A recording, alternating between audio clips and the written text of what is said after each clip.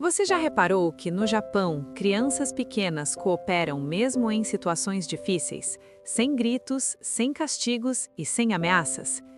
Enquanto muitos pais lutam diariamente contra desrespeito e resistência, eles usam um método simples que fortalece o emocional da criança antes de exigir obediência. Neste vídeo, você vai entender o método japonês que constrói cooperação verdadeira desde cedo, não por medo, mas por consciência.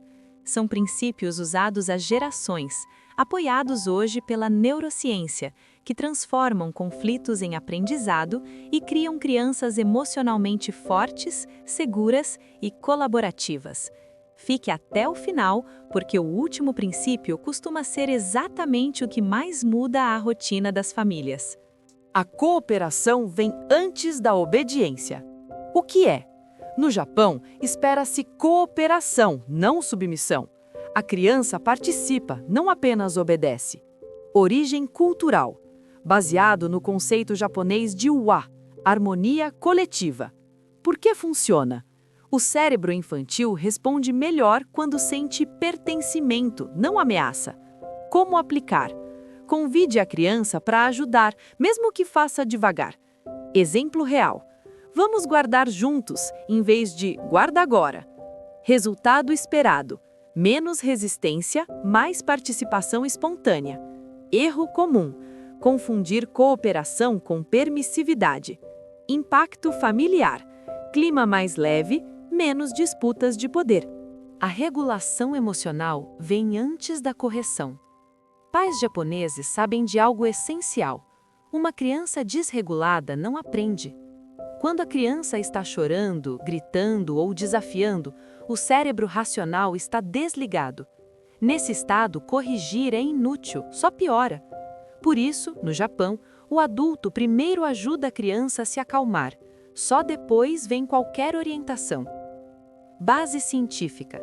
A amígdala cerebral, responsável por emoções intensas, bloqueia o acesso ao córtex pré-frontal, a área do aprendizado e do autocontrole. Como aplicar?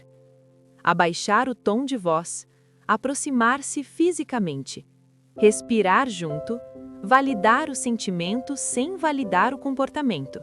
Exemplo: eu vejo que você está muito frustrado. Vamos respirar juntos primeiro.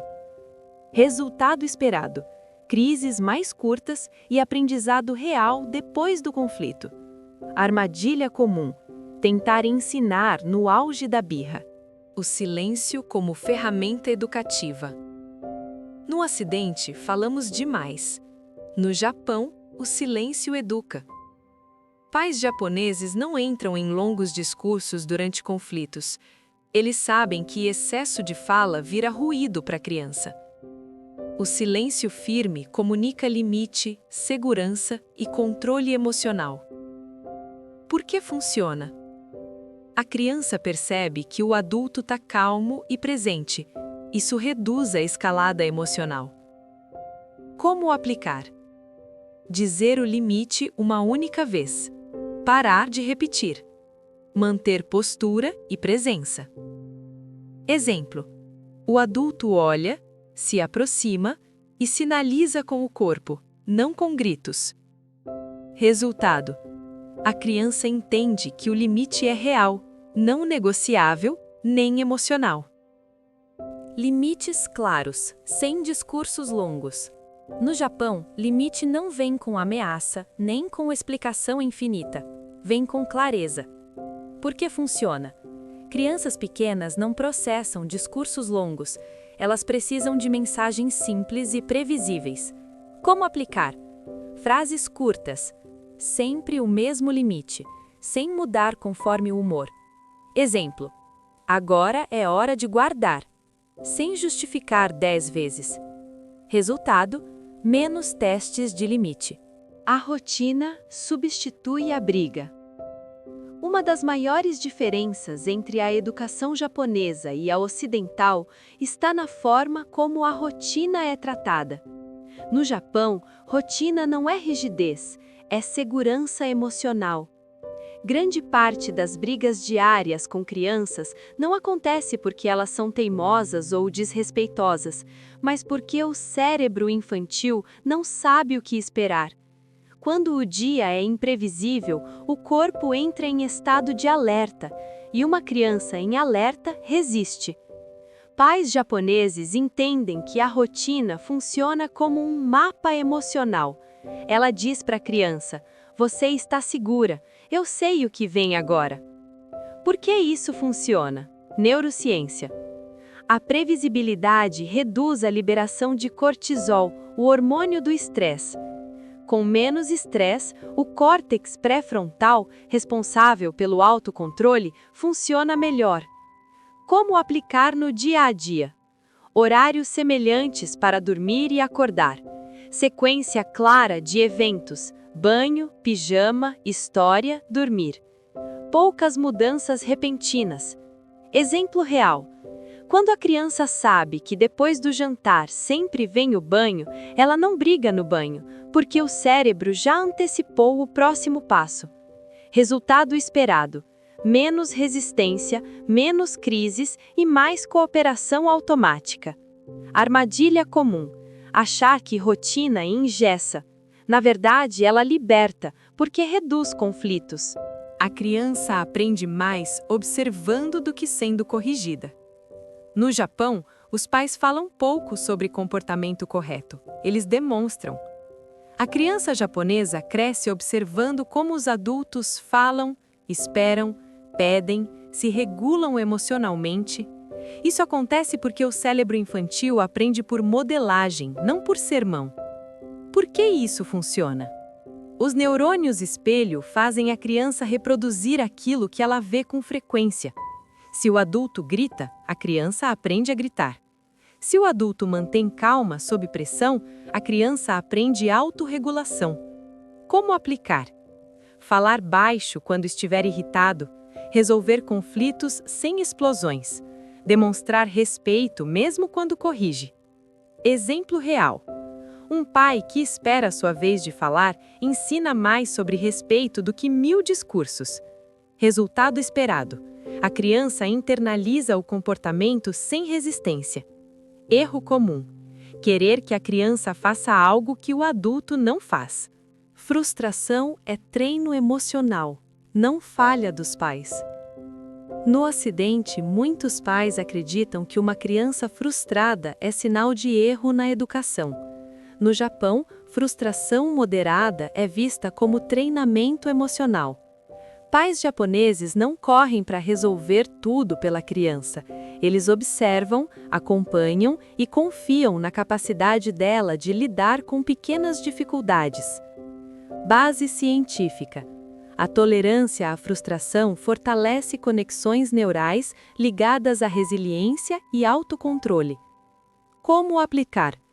Não resolver imediatamente pequenos problemas. Dar tempo para a criança tentar. Estar presente sem intervir. Exemplo: a criança tenta montar um brinquedo e erra. O adulto observa sem corrigir imediatamente. Resultado esperado: crianças mais seguras, persistentes e menos explosivas. Armadilha comum: confundir frustração saudável com abandono emocional. O adulto está presente, só não controla tudo. O tom de voz faz parte do limite. No método japonês, o limite não está nas palavras, mas no tom. Pais japoneses raramente elevam a voz. Não porque a criança mereça menos correção, mas porque o grito enfraquece o limite. Por que isso funciona? Quando o tom é sempre calmo, o cérebro da criança não entra em modo de defesa. Como aplicar? Mesmo tom em situações boas e difíceis. Sem ironia, sem gritos. Exemplo: dizer não calmamente comunica muito mais autoridade do que gritar. Resultado esperado: a criança leva o limite a sério, sem medo. Consequências naturais ensinam mais que punições. Pais japoneses evitam punições artificiais. Eles preferem consequências naturais e diretas. Diferença essencial: punição humilha, consequência ensina. Como aplicar? Se não guardar, não encontra depois. Se atrasar, perde parte da atividade. Exemplo: sem castigo, sem ameaça, apenas realidade. Resultado esperado: aprendizado interno, não obediência por medo. Respeito não se exige, se constrói todos os dias.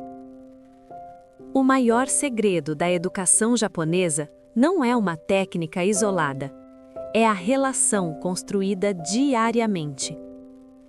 A criança respeita quando se sente ouvida, se sente segura, se sente parte.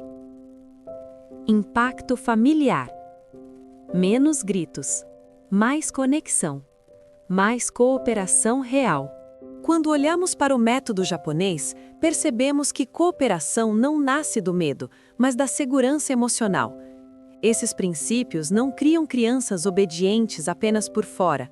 Eles constroem autocontrole, empatia e força emocional por dentro. Não é sobre ser perfeito como pai ou mãe, mas sobre pequenas mudanças conscientes, aplicadas todos os dias. Se este vídeo te ajudou a enxergar a educação com mais clareza e menos culpa, inscreva-se no canal para continuar aprendendo métodos globais que transformam a infância. Uma pequena mudança por vez.